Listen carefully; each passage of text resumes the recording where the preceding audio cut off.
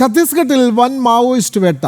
ഗരിയാബന്ദ് മേഖലയിലുണ്ടായ ഏറ്റുമുട്ടലിൽ തലയ്ക്ക് വിലയിട്ട മോദേം ബാലകൃഷ്ണ എന്ന മനോജ് ഉൾപ്പെടെ 10 ഭീകരരെ വധിച്ചു. ദന്തേവാഡ, ബീജാപൂർ ഉൾപ്പെടെ മേഖലകളിൽ പരിശോധന തുടരുകയാണ്. ഉന്നത ഉദ്യോഗസ്ഥരാണ് ഇക്കാര്യം സ്ഥിരീകരിച്ചത്. ഡൽഹിയിൽ നിന്ന് ജിഷ്ണു കൃഷ്ണൻ തയ്യാറാക്കിയ റിപ്പോർട്ട് കാണാം.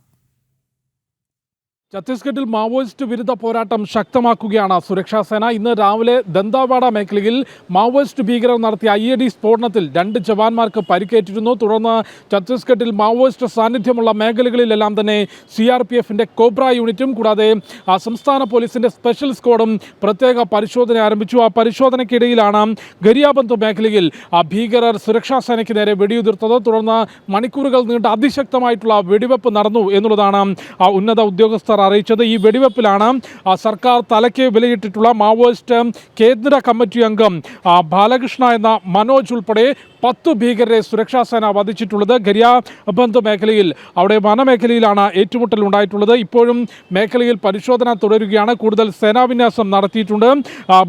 കൂടാതെ ബീജാപൂർ, ദന്തേവാഡ മേഖലകളിലും പരിശോധന നടത്തുകയാണ്. ഇന്ന് രാവിലെ ഉണ്ടായിട്ടുള്ള സ്ഫോടനത്തിൻ്റെ പശ്ചാത്തലത്തിലാണ് ദന്തേവാഡ, ബീജാപൂർ തുടങ്ങിയിട്ടുള്ള പ്രദേശങ്ങളിലെല്ലാം തന്നെ ഇത്തരത്തിൽ പ്രത്യേക പരിശോധന ആരംഭിച്ചത്. അതിലാണ് സർക്കാർ തലയ്ക്ക് വിലയിട്ടിട്ടുള്ള കൊടും ഭീകരൻ മാവോയിസ്റ്റ് കേന്ദ്ര കമ്മിറ്റി അംഗം മോദേം ബാലകൃഷ്ണ എന്ന മനോജ് ഉൾപ്പെടെ 10 ഭീകരരെ സുരക്ഷാ സേന വധിച്ചിട്ടുള്ളത്. കഴിഞ്ഞ ദിവസങ്ങളിൽ 20-ലധികം മാവോയിസ്റ്റ് ഭീകരർ സൈന്യത്തിന് മുൻപിൽ ആയുധം വെച്ച് കീഴടങ്ങിയിരുന്നു. ഒന്നുകിൽ ആയുധം വെച്ച് കീഴടങ്ങി സർക്കാർ നിർദ്ദേശിക്കുന്ന നിയമാനുസൃതമായ പുനരധിവാസ പദ്ധതികളുടെ ഭാഗമാവുക, അതല്ലെങ്കിൽ കർശന നിയമ നടപടി നേരിടേണ്ടി വരുമെന്ന മുന്നറിയിപ്പ് നൽകിക്കൊണ്ടാണ് ഛത്തീസ്ഗഡിൽ മാവോയിസ്റ്റ് വിരുദ്ധ പോരാട്ടം സൈന്യം ശക്തമാക്കുന്നത്. കൂടാതെ 2026 രാജ്യത്തു നിന്ന് തന്നെ മാവോയിസ്റ്റ് ഭീകരവാദം പൂർണ്ണമായും തുടച്ചു നീക്കുമെന്ന പ്രഖ്യാപനം കേന്ദ്ര ആഭ്യന്തരമന്ത്രി അമിത്ഷാ നടത്തിയിരുന്നു. അതിനനുസൃതമായിട്ടുള്ള സൈനിക നടപടികൾ, സുരക്ഷാ നടപടികളാണ്. പ്രത്യേകിച്ച് നിലവിൽ രാജ്യത്ത് ഏറ്റവും കൂടുതൽ മാവോയിസ്റ്റ് സാന്നിധ്യമുള്ള സംസ്ഥാനം ഛത്തീസ്ഗഡാണ്. തെലങ്കാന,